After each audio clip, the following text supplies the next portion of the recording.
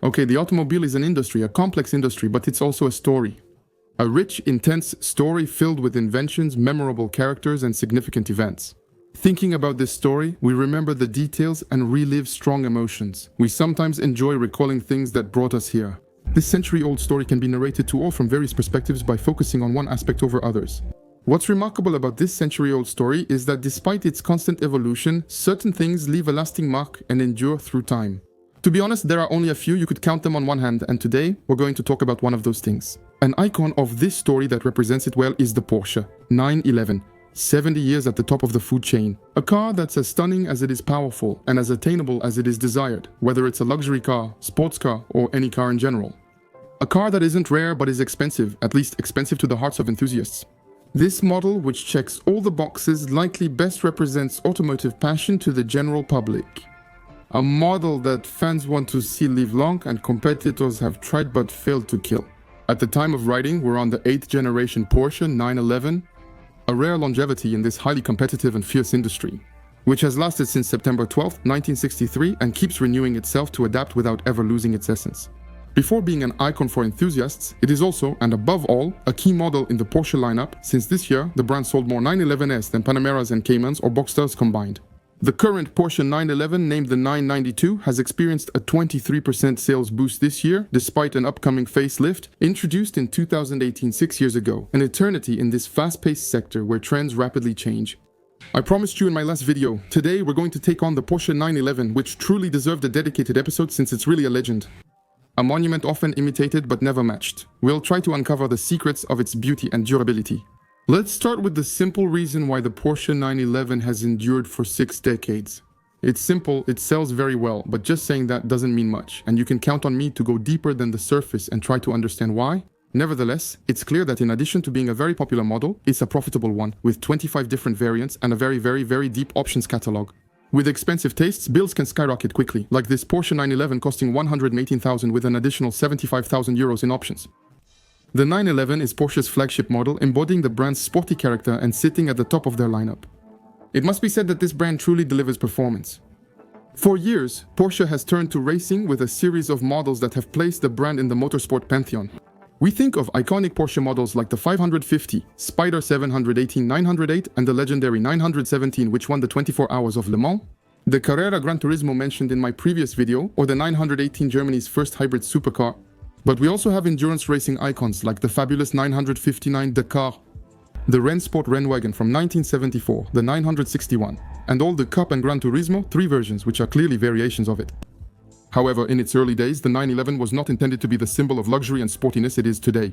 The 356 was a pragmatic evolution of a relatively simple and affordable car for its time based on the Volkswagen Beetle, the original project of the creator's grandson, Ferdinand Alexander Porsche, nicknamed Bootsy. The aim was to build a car more powerful and comfortable than the 356, while adhering to Porsche's minimalist design philosophy, to make it a more practical car and much more accessible than the exclusive sports cars of that time. So it was designed with quite a few parts from the 356 to reduce costs and simplify production. Its renowned 6-cylinder rear engine was more powerful than the 4-cylinder of its predecessor, but it provided more space and comfort for daily driving. It was something new, but mainly based on simple, proven engineering principles. This pragmatic approach kept the car's price relatively modest, albeit slightly higher than the 356 initially. It took a few years for September 11th to gain prestige, as its performance improved and the car started winning races. The name Carrera, now associated with the most powerful Porsche 911S, simply means race in Spanish. Despite becoming synonymous with luxury and high performance, it comes from a humbler origin. And it's this contrast between its modest origins and its sporty purpose that really moves us. It's the first ingredient that makes this car an ideal choice. The main benefit, even now, is that it comfortably transports you to the track by road with air conditioning and cruise control, then enables setting impressive lap times on the track.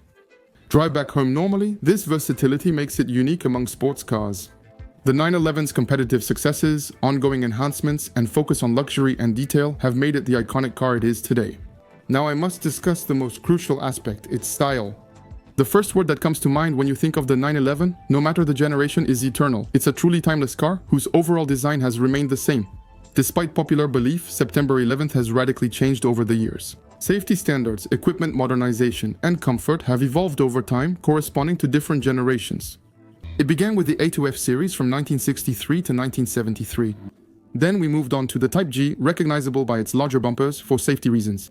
Next, we had the 964 and 993 from the 90s, the unloved 996 at the beginning of the 2000s, which brought the liquid-cooled engine for more efficiency and lower emissions. Then came the 997, 991, and 992 series featuring a more modern style with a strong focus on aerodynamics.